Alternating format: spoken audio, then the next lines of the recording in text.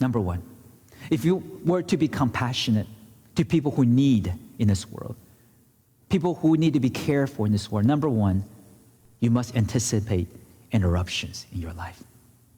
You must anticipate possible interruptions.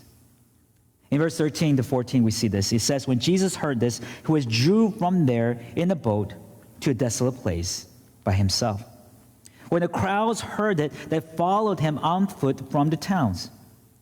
When he went ashore, he saw a great crowd. He had compassion on them, and he healed their sick.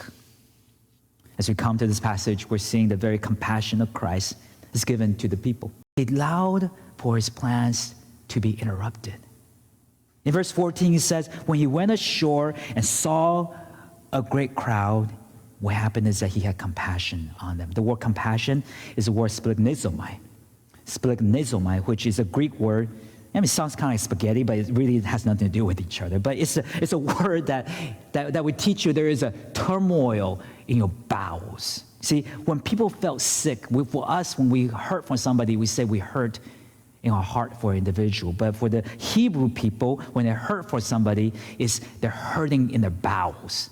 And that's probably a better description of how compassion really is in our lives. When we are hurting for such an individual, when we desire for an individual to do well, whether it be our family member or individual we love and want them to be in a better place in their lives, we're hurting in our bowels. And that's how Jesus was feeling. That's what the word compassion means. The same word used in 1 Kings chapter 3, verse 26 in the Septuagint, which is the Greek version of the Old Testament, about the woman whose son was about to be split open by Solomon, right? There's a story where Solomon says, the real woman will plead for the life of her son. So I'm going to cut the son in two.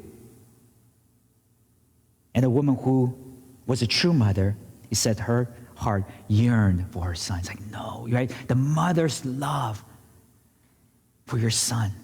That's the type of compassion that Jesus was feeling at this moment.